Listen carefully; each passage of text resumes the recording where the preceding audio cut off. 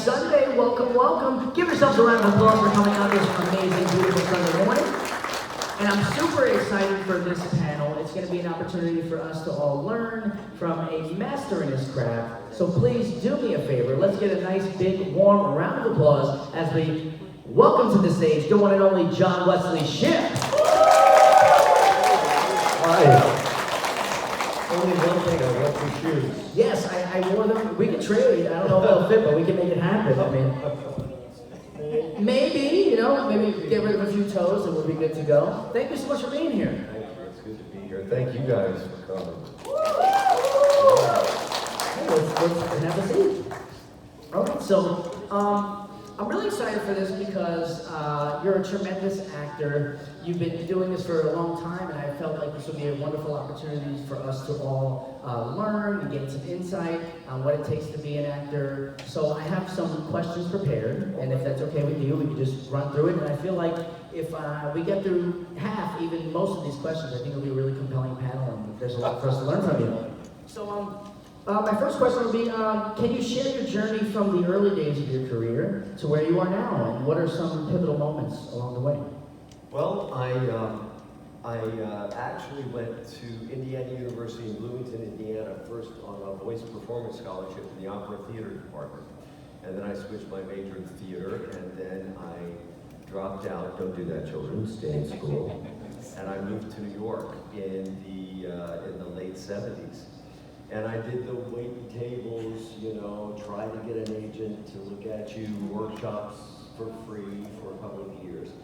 And then at the end of '79, I did a project, and then the following month, in January of 1980, I got multiple year contracts on another project, and that was the beginning of not having to do anything else, and that was 1980.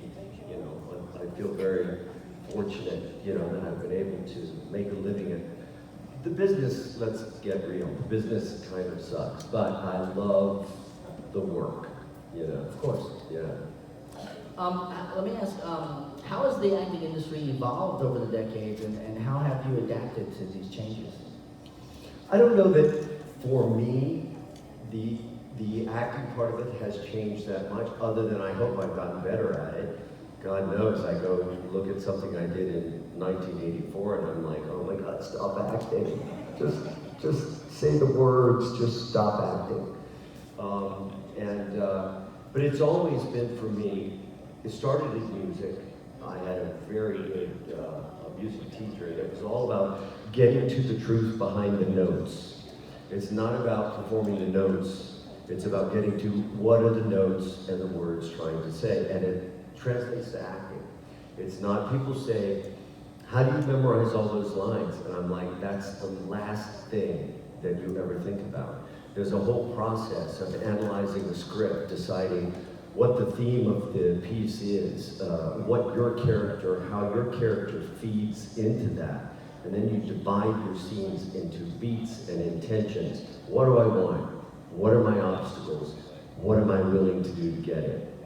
And then you write out, under the words you're saying, this is what I do, I write out what I'm thinking. Well, by the time I do that, the words have memorized themselves. And if the scene is written, I call it with emotional logic, it memorizes itself. You memorize the emotional logic of your journey in a script.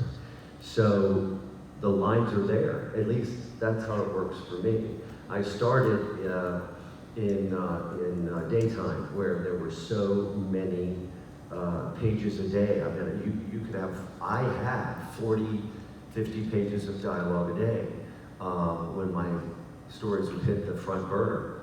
And you can't memorize words. If I tried to memorize words, forget it. I try to memorize what does the character want.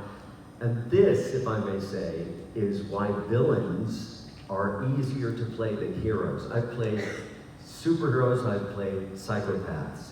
And both of my Emmys are for the latter, are for psychopaths. Because you know what? Villains move the story. They always know to a very intense degree what they want, what they're willing to do to get it, almost anything. So you have wide open canvas, and they drive the plot. In shows where I have had to play the leading man, the challenge is, how do I keep this active? Because the villains are acting on me, and I have to respond. And it's also a challenge for the writers. How do you keep your lead or hero, what do you want to call it, how do you keep that active? You know? So I actually find, you know, the villains are the flashy parts. You win awards playing villains. Yeah. And I actually find the good guys harder to play for that reason. Maybe that says something about my character and personality, I hope not. Yeah, maybe the villain is more fun. I always know when people are coming up, what project they've seen. Like within the last 10 years. If someone comes up to me like this, I know it's Project A. If they come up to me like this, I know it's Project B. And so right off the bat I go, I'm really sorry. First of all, let me apologize for that character. I was gonna ask, how do you stay emotionally connected to your characters, especially in long-running projects? That's the fun. Yeah. And it's also about staying close to the people you're working with. Not that you have to be best friends off stage. Right. I recently worked in a project where this young actor that I was, who shall remain nameless because of the strike, we had a very close relationship on camera. And it was a combination of the roles we were playing, the role I had played, right, the role that he was assuming, the fact that he knew, the fact that I knew what taking on a particular iconic role might be like. Yes. You know, huge what, pass the torch moment, yeah. what his insecurities might be. Right. And once I found out he was such a great guy and so truthful and honest about his work, my whole job was just to hold a mirror up to him, to show him all the wonderful qualities that I saw in him, that I knew would make him great in the role that he was playing. Well, that fed right into the father-son support. So sometimes, you know, I never knew if the character was talking to the character, if an old actor was talking to a young actor, or if the person, we were talking to each other. And when that all comes together and the acting disappears, that's when you get a real connection. And that's what turns me on about acting. That's awesome. It kind of actually leads to my next question, which was, have there been any mentors or fellow actors who have significantly influenced your craft? And can you share any valuable lessons that you've learned from them? Well, yeah. I mean, I always relate this one experience. It is about learning how to be private on camera or on stage. Lee Strasberg, the method which has been much maligned and much misused and abused, but the true form of it is about how can I get as private as possible in front of other people. There's a private moment exercise. And I always think of this one show I was doing, and the camera was on, but nothing was happening. It was a break, and it happened to be pointed at this particular actress. And she was just sitting at a table waiting for the break to be over, and she was thinking her thoughts. And I looked up and I saw her in the monitor, and I said, oh my God, she's so beautiful. And then I saw her notice that the camera was pointed at her, and her entire energy changed, and the magic of the privacy that I was so drawn to disappeared, because now suddenly I'm being watched. You know, it's like the old thing. Don't show me that you're opening the door. Open the door. Right. There's a great story about the Luntz that were a famous theater family back in the day, the golden age of theater. They did plays together, and there was this one line in a play that they were doing where Mrs. Lunt had to ask for a cup of tea. They didn't expect a laugh, and so she asked for the cup of tea. There's this tremendous laugh in the Broadway theater. And she said, oh my God, I had no idea, that was funny. Every time she did it, she got less of a laugh. until the laugh disappeared. And she went to her husband, she said, Alfred, what am I doing wrong? How did I lose the laugh? And he said, you stopped asking for a cup of tea and started asking for a laugh. Isn't that a great story? Yeah, I always try to remember that, Yeah. you know. What you do simply. That's this recent project that I just did. It's what I loved about the first character I played on it, was we were in a confined space. Right. We couldn't do our business. We couldn't, you know, do our little tricks. Yeah, All every we week was could here. do, right. So you have to keep it small, keep it real. Yeah, just make a connection, look at each other, connect with the human being, and tell the truth. And that's the purest form of acting. And that must have been so heavy for you in your thoughts, in your mind, with everything you've done, how long you portrayed this certain character, and then like again, a passing the torch moment. Was it hard to draw those emotions, or was it just so real? People always ask us, because these scenes were beautifully, beautifully written. One was as beautifully written as the next. I'd get done with one father-son scene, and I think, well, that's it. There's no other way to write that scene. And then they come up with a different way, you know? And people always say there was a lot of emotion involved because there were heightened circumstances. The stakes were huge. And people say, how did you work up that emotion? I said, the problem working with someone like Grant was never working up the emotion. The problem was always, don't let the emotion run away with you. I mean, it's all fine and good. You know, if you're on stage with an actor and you're having this great, cathartic, emotional experience and you don't leave room for the audience. You know, the point isn't for us to act for each other or ourselves. You know, you gotta leave room. So I said, the problem, since the scenes were so beautifully written, and since he always spoke from his truth, and since there were so many overlapping circumstances, you know, that once he came up to me, he said, I've been working for whatever, 18 hours, 3 days in a row. I know I'm supposed to break down here. I'm afraid the waterworks aren't going to be there. I said, no, this is the last thing you should think about. I said, we know the lines. Let's walk in, pick up those phones, look at each other, take a minute, and tell each other the truth. I tear up and I'm thinking, you know, and he went. He just dissolved. And when it's like that, and when it's real, that's why I do this. Yeah, it was so beautiful, and you could tell that it was genuine. You weren't putting it on, you weren't acting per se. It was just like a real moment on screen, and also like that mirrors your real life, and it came across so genuine. Yeah, absolutely. I wanted to ask you, how important is ongoing training and self-improvement in acting, even after many years in the field?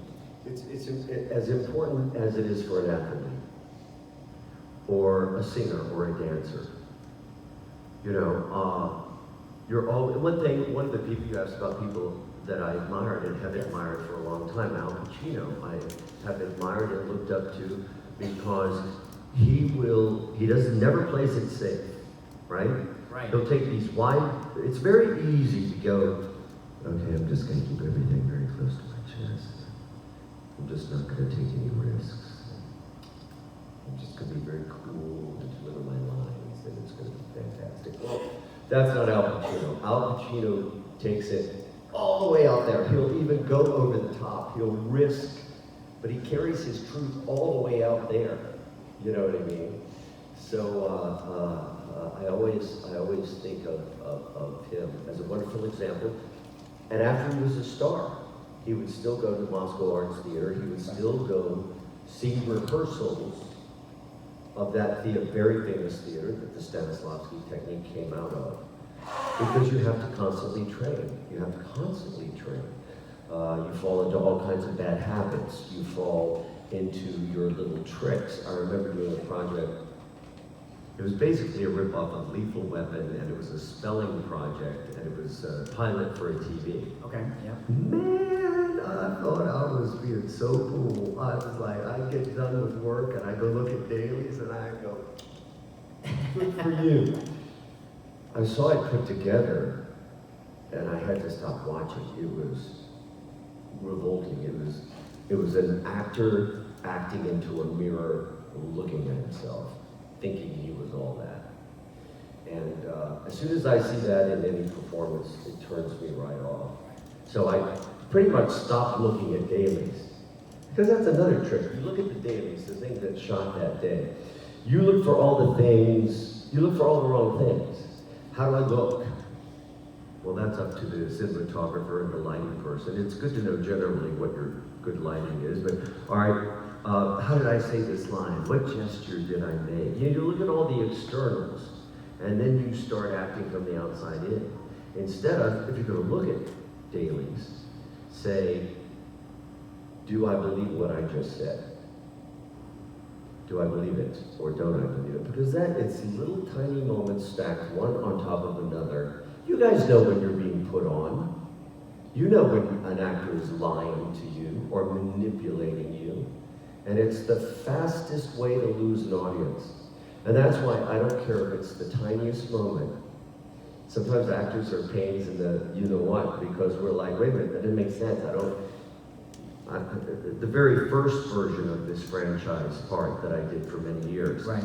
There was a moment when I was talking to my coworker, and it was a moment where I'm burying my soul. But the way it was written, I didn't relate to it. So I went to Danny Bilson and I said, Danny, I just don't think this is what he needs to say to her at this moment. So Danny, being an awesome collaborator, said, well, what do you think he needs to say?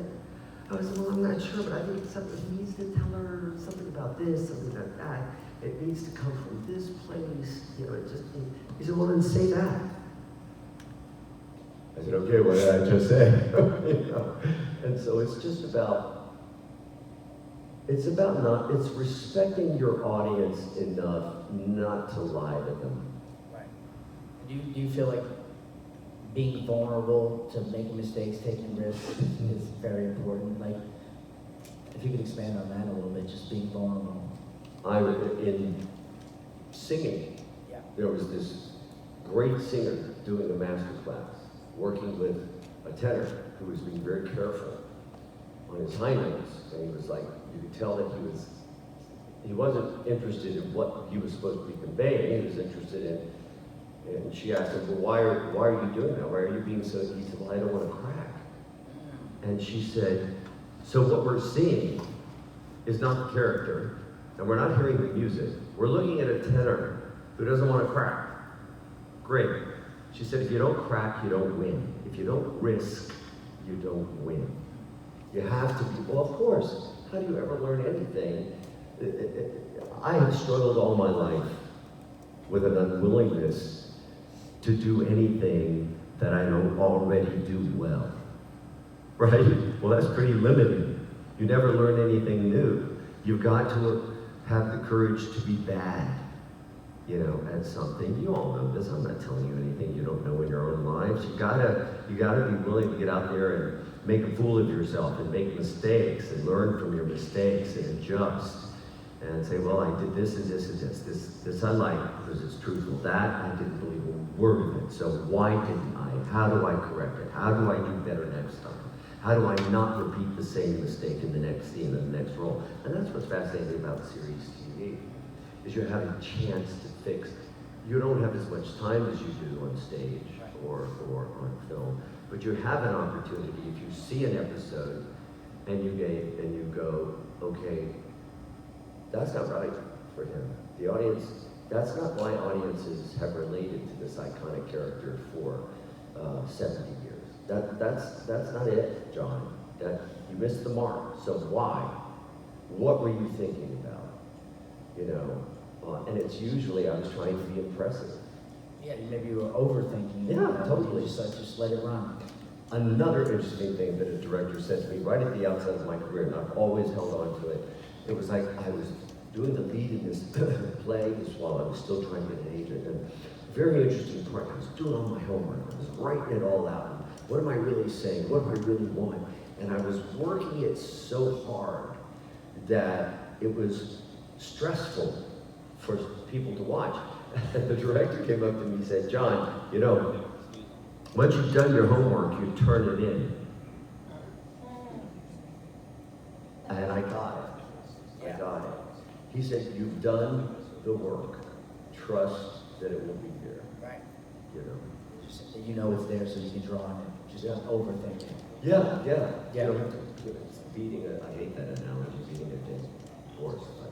I love animals, so I like that analogy. But, you know. Well, there's this great idiom speaking on the catalyst for growth is being uncomfortable and challenging yourself. Bless you. Yes, God bless you. Happy Sunday. So yeah, hey, we'll just skip past it. No, you were ready to say something. You know, there's this idiom about how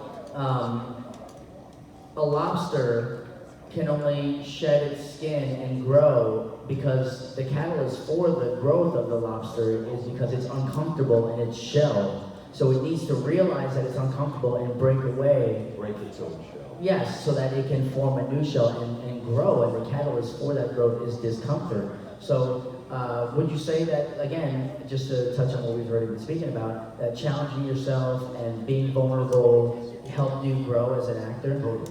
Absolutely. Absolutely. And it also helps when you've had leading ladies like Julianne Moore and Judith Ivey. Yes. And when you've worked with actors the stature of Jason Patrick, and you know, and just so many people that I'm leaving out right now, that you observe how they go about it, and that it's not about ego. It's not about ego. You've got to get the ego out of the way. Which, by the way, is why I love conventions. And I think not only is it fun and we get to meet each other, it's a kick and we get to dress up, but in our divided society, here we come, we check our egos, our politics, our religion, all that stuff we check at the door. I don't belong in here. And we come in here and we meet person to person and we bond around our love of one thing, this pop cultural art form, and what it has meant to us at various periods of our life, depending on what we were going through. I've had people tell me the most incredible things. I had it happen today. A young man came up to me and was talking about how he had watched the original show with his grandfather, who had recently passed away, so that when he saw me, it brought back the memories of his relationship with his grandfather. He's a wide open soul. He teared up. He allowed himself to be vulnerable to me. I apologized. And I said, man, don't apologize. You just gave me the greatest gift. The gift of your willingness to share. You know, if this guy and I passed each other on the street, we might get into an argument about something. But not in here. Not in here. You know, we're people to people. And that's why I love doing conventions. Well, we definitely appreciate you coming out to the convention. I know you travel a lot for conventions, you know, going to different countries. And what are some of your experiences and what's the reception in other countries as opposed to here in the U.S.? It is off the hook. I've done conventions, you know, Paris, London, Dublin, South America. I've done Lima, Peru, Guayaquil, and Quito, Ecuador. I've done Santiago, Chile. I'm sure I'm leaving something out. Mexico City. Man, it was a book fair, Comic-Con, where I was the only actor in Lima, Peru. And it was also a cultural event that involved the city. I was the only actor there. Now, I wasn't the only reason everybody was there. It was a book fair, it was a cultural event. But it was outdoors in an amphitheater. There were jumbotrons. There was a stage that went out into the audience that was above it. There were over 100,000 people there. I had a security detail of these 5 radical dudes. You know what I mean? As I couldn't get them to crack a smile, man. They were like on it. At one point, I wanted to go to the bathroom, so I had to go from where I was to where the bathroom was. Well, there were people surrounding the enclosed area where I was. So we tried to go, and people, they were so enthusiastic. not cynical at all, and they weren't afraid to be enthusiastic. And so they would scream, they pressed in, and at one point the guys got there. One of the security people put his arm around my waist and practically lifted me up and moved me through the crowd. I was like, man, I'm a rock star for one weekend.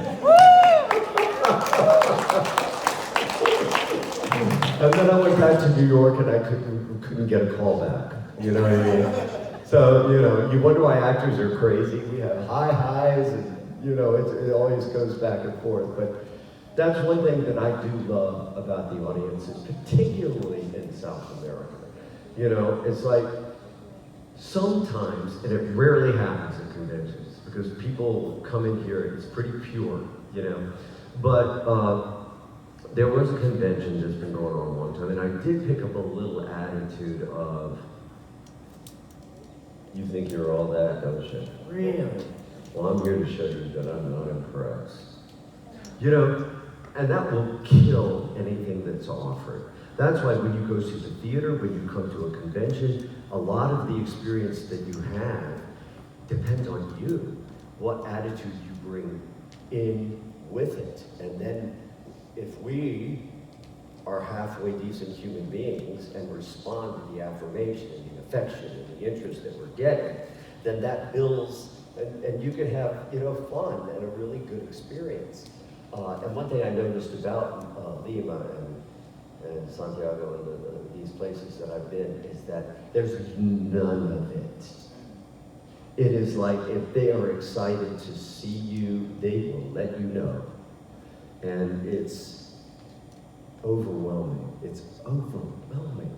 But it's important also at the same time, I jokingly say I was a rock star at a weekend. One thing I constantly remind myself, and I think actors, we always should, if we have people come up to us and appreciate a certain role, is that it's not about us. It's not about me. I constantly say to myself, it's not about me. And I try to figure out, particularly if the person gets emotional, okay, what role are they talking about?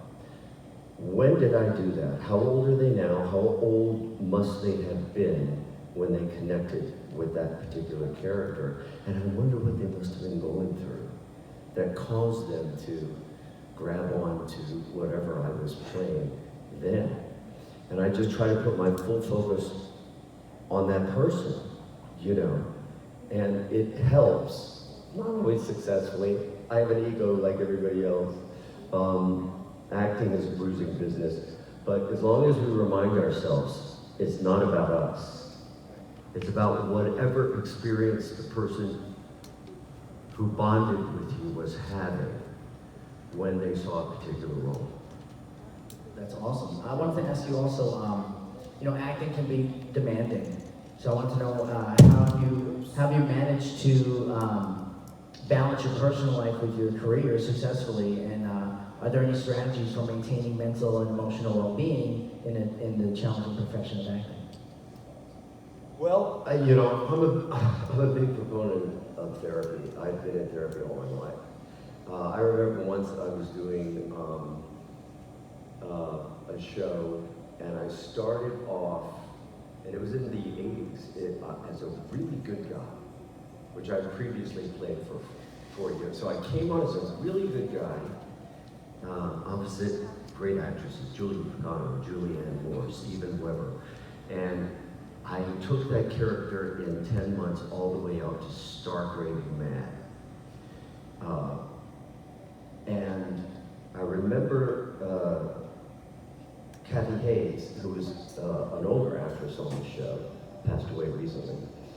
And we were doing this one scene where I've kidnapped them, I've mined everything. If they try to get out, they're gonna blow up. I'm threatening to incinerate us all, you know, all Waco, you know. I'm like, it's like, and I'm laying on the bed and this stuff, and she's like cradling me, and the character's totally lost. He's totally losing it. And I remember her taking me to one side and saying, kiddo, that was her word, kiddo, if you're gonna play these kinds of parts, you're gonna have to learn how to protect yourself, or they will make you sick. And I was like, okay, first of all, thank you. I don't know any other way to get there other than to go there. You know, I once had to play a part that had such a longing, and I knew I was going to be on a sterile sound stage, and I was going to need to go somewhere to pull up that longing. And so, for the purpose of that role, I flew into San Antonio, and I drove the highway right along the Rio Grande, and I would stop in these towns. There would be a town that, I remember this one building, and it was peeling paint, and you could see the evidence of how it had been a drugstore, it had been a ballet studio, it had been a this, it had been a warehouse, and the various paint was peeling off. I mean, the proverbial gate broken hinge, you know. And I tried to find like a cinder block motel, hopefully with a flashing neon light, you know, and keep the curtain open and have that all, you know, so that when I got back into the sterile confines of the studio in New York, all I had to do was go there. Right, just close your eyes and you can picture, you can hear the sound, see the sights, and just like be in that. And that's what I used. That's amazing. For that, and that I got my first Emmy. I was very grateful. You've likely worked extensively in both theater and film. Yeah. I want to know, what are the key differences in your approach when performing on stage compared to in front of the camera, and how do you adapt to each medium? I love going back and forth.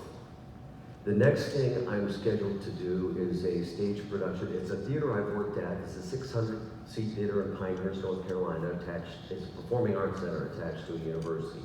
And that community is really supportive of theater. I did 12 Angry Men on stage there like 4 or 5 seasons ago. I'm to go back and do A Few Good Men with an actor, David Gregory, who played my eldest son on One Life to Live in 2010, 2012.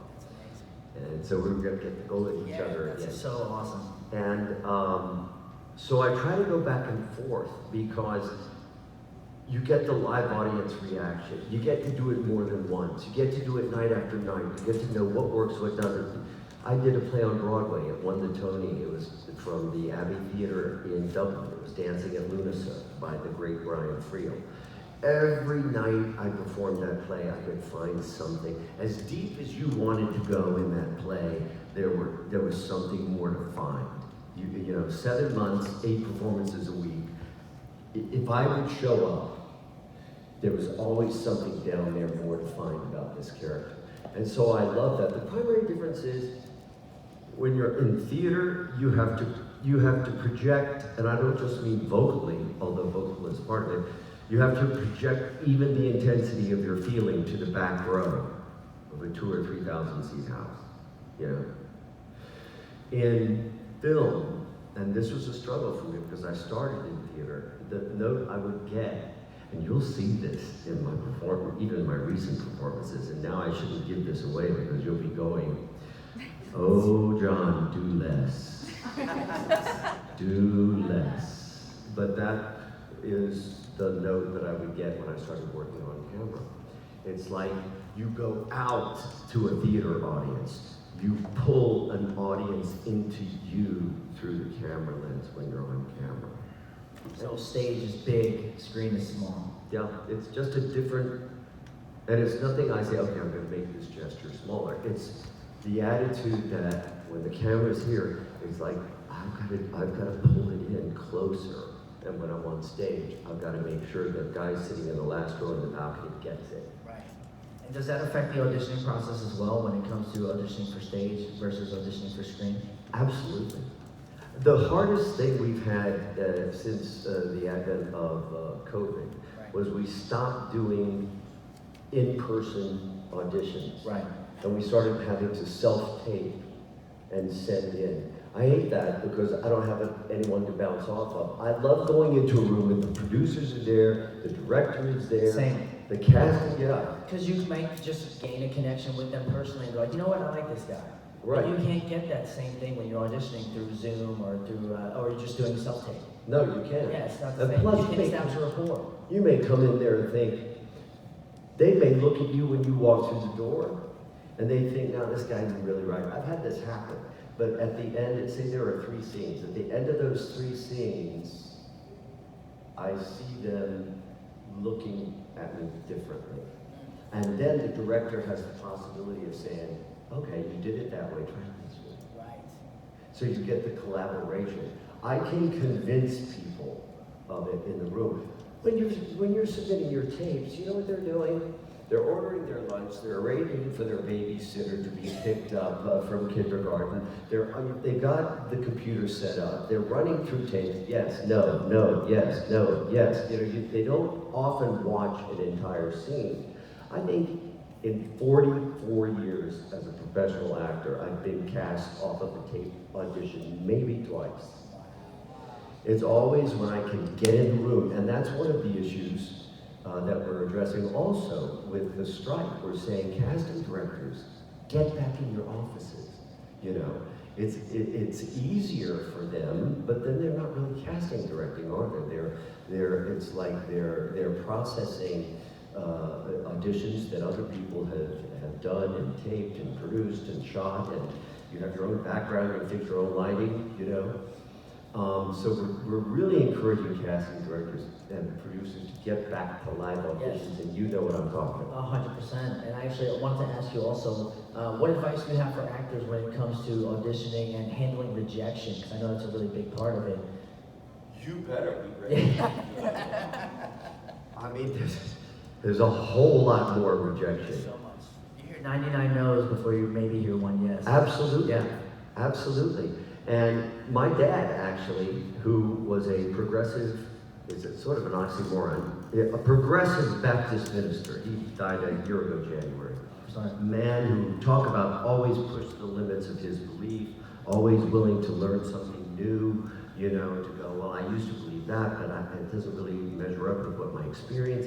He was always pushing the boundaries of his faith and his belief. And one thing he said to me, he said, because while he was supporting himself in college, he sold insurance for a while. He said, there's that moment when you're in the hall and you're looking at the door and you're like, I may knock on this door and he may throw my butt back out into the hallway. But I'm in the hallway now. So what have I got to lose? Knock on the door. Yeah, you better be ready. I just read the most brilliant thing. And it's a part of being an audience, is not to confuse rejection with failure. Yeah, that's great. Absolutely, because if you try, you didn't fail, because at least you put yourself out there. But if you never try, then ultimately that would be the failure. If you don't put yourself out there again, be vulnerable, and at least knock on that door. Like you said, don't wait in the hallway, because what's the chance? You're already there, so just go for it. And it's a process, You first of all, you don't get any bites. Then you get a nibble. Then you get, in my case, my first role, and I think we're striking against daytime, so I can actually tell this story. I got an under 5, man. It was my first time on television. Done a couple of plays. Told my whole family I was going to be on this iconic daytime show, and my role was to ask very iconically neat lady in a gym scene for her autograph. So man, I was ready. I had like 5 lines. That was my big breakthrough. And so I go in and we do the rehearsal, and we get along great and everything goes fine. And then they have lunch, and then they taped it. That's the way that show did it. Well, during lunch, I was sitting in the makeup room, and here comes the director. And he said, I don't know how to tell you this, man, but the show is long, and we have to cut your scene. But you'll be back. So you gotta, I remember the first time I was on with no lines, I had everybody, all the family gathered at Christmas. I was gonna walk through the background, You wanna know what the camera saw? The only way you knew it was me was I wore my own sweater, and the shot was from here to here. And they said, oh, that's Johnny. So, it's a process, but when 100%. I have a similar story. I was cut on scene. I was on a national commercial, and I'm in my wardrobe. The director looks at me and he goes, go sit in holding for a moment. I'm in holding and I see somebody else come in, they start fitting them in the same wardrobe that I had on. And I got the day rate, but I lost the commercial because I booked it and then I unbooked it on set. Yeah, but it's, you know, it's None of that was about you. no, not at all. It was what the client wanted, and I didn't take it personal. I mean, at the time, I was a little, of course, upset. Because I was like, oh, national commercial, 2 markets. Oh my gosh, it'll be great, but it happens. It happens, but you gotta roll with it. And here's the thing, and that's why I separate the business from the work. Yeah. You know, I can truly say I hate the business, and I can truly say I love the work. Because the work is really at its purest, and I love working with young actors too, because when they realize that acting is not what they thought it was, that acting is what we're doing right now. The way you're listening to me, and my words I'm saying for the first time, the way I'm looking at you to get your reaction, you know, to see, you know, if you're smart, you know, if I'm boring you, if you know, it's like, well, why doesn't he look at somebody else? You know, whatever it is. I mean, it's what passes between people. That's what acting is. And when they get it, because they come in thinking acting is, okay, I'm over here and I'm this actor, but I gotta come all the way over here to get to be this character. And when they find out that they don't go over there, they bring the character in here. And when they get it, the lights go on. I got goosebumps. It's a very exciting experience to have. We've had some moments where we've got to talk about, you know, handling criticism and things like that. I wanted to ask, you know, over the years, I'm sure you've received various types of feedback and reviews. How do you handle constructive criticism, and what advice can you give to actors on processing feedback effectively?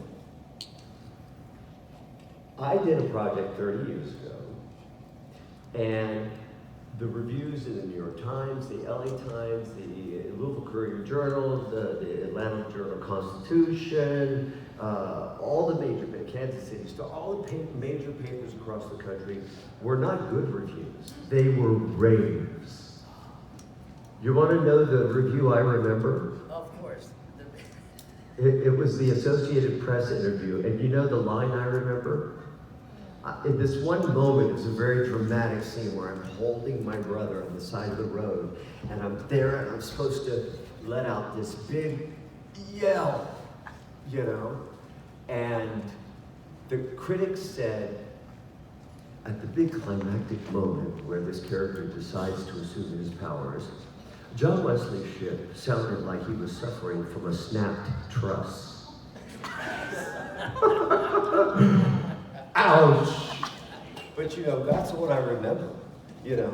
I sent Grant Gusta because, of course, you know, with people reviewing projects today that may have been done a long time ago, I said, when you want to judge the quality of your show, 30 years from now, don't read the reviews that are written 30 years from now. Go back at the time that you were doing the show and read the reviews that were written at the time. Right.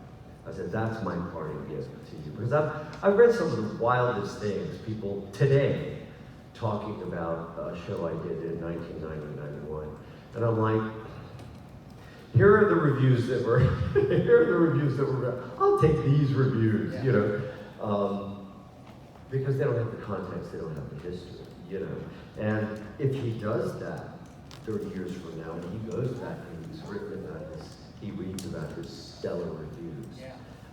He's going to be very happy. I agree. And you know, it's so wonderful that you had a chance to mentor and be like a father figure and give your insight in that respect. And I wanted to ask, how do you see your role in passing on knowledge and mentorship to the next generation of actors? And what contributions would you like to make to the acting community moving forward? People used to say, I did a show about 20 years ago now with a young cast, and then I recently did a show with a young cast. And I was asked by the press, do you give these young actors advice? And I say, oh God, I hope not. You know, in this most recent experience, I had said, this young actor does not need me to tell him how to do it. He has got his act together. And the work he is doing is some of the finest work I have ever worked with, whether it was Broadway or TV or daytime or prime time or independent film. I said, so he doesn't need my suggestions. I'm here if there's a question to be asked. If, let's say, you know, potentially it was a physically demanding role, let's just say, potentially, you know, that I had been through. I would know where the pitfalls, I'd know where you could conserve your energy. I'd know how important it is to get through a 23 episode season if you're playing a particular kind of role that involves a particular kind of costume and a certain number of hours. How to manage that, you know. But believe me, I tread very carefully because nothing is more insufferable than, you know, me telling young actors, because acting, you said it, it's constantly evolving. Absolutely. I learn as much, particularly, you know, when they're good, like this cast I just recently worked with. They're so good. I learn as much as I give. I hope I give as much as I learn, but you can't go in there like, here's Simon, here's how you do it. Yeah. That's why this particular show that I was in, I didn't go head to head in a character that you might have wanted to see me as at the beginning. I went in as a different character. So there wasn't okay, here's how you play this role, kid, because I did it 30 years ago. Well, big deal. Yeah. You know, this is how I'm doing it today. Right. And no, so the greatest compliment I got was when I was doing a daytime, a 4-month role, horrible guy, abused his sons, petty thug who had delusions of grandeur, being this big criminal, but always messes up. Very, you know, and the director, there was one director that I worked with, and his lady friend, I don't think they were married, but they had been together a long time. She told me, came to introduce herself once, and he said that her partner, that he had said, you know, John Wesley Shipp, he's done all this, he has awards, he's had primetime, he's had Broadway experience. He said he brings his A game every day. During 5-minute breaks, he's not texting on his phone. He's working with the acting scenes and how can we make this better? How can we believe it? So my love and my enthusiasm for the work, if there's anything I have to offer, that's what it is. Find your own way of love. People say, should I be an actor? I'll say, my first acting teacher said, if you can be happy doing anything else, go do it. You know, because at any one point we have 90% unemployment in Screen Actors Guild. But if you love the work, you have no choice. And on that, I think that's a perfect place to end it. I think this has been an amazing opportunity. Thank you so much for being so gracious with your knowledge and your time. Thank you. Will you be on your table for the rest of the day? People can come and visit you on your table? Yes, I will be going back to my table and I'll be there until my photo op's at 3:20. I have to get on a plane back to New York because I have a commitment tomorrow morning. But it's been so great talking to you. Your attention has been phenomenal. You know, it's been, I really feel like I feel heard in here with you guys today. So thank you so much. One more time for John Wesley Shipp. We're going to do a stage selfie, if you don't mind, John, with the rest of the crowd. So everybody stand on up. We're going to stand right over here in the front of the stage. We're going to look this way. oh my God, I'm so sorry. I'm so sorry. Huh? Anything about Dawson's Creek? What? I don't know. Is there a show called that? All right, everybody, if you just look over this way at the camera here, we're going to take a picture. I'll be in the first one, then I'll jump out in the next one, all right? 1 second, guys. 1, 2. 1, 2, 3. Nice. All right, stay right there, everyone. All right, if you're a fan of John Wesley Shipp, of course you are. Throw your hands in the air, make some noise one time. Galaxycon, let's go! One more time, big round of applause for John Wesley Shipp. We're taking another picture. We need one more photo, real quick, so we make sure we get one without me in it, okay? Here we go. Big smiles for the camera. 1, 2, 3. Good job. All right, thank you so very much, everyone. Please enjoy the rest of your time here at Galaxycon. Thank you. Pick up your page. paychecks for that wonderful performance. Long ago, there was a fire descended into chaos, and paradise was lost. False gods from the unseen realm deceived the people of art, stealing their birthright.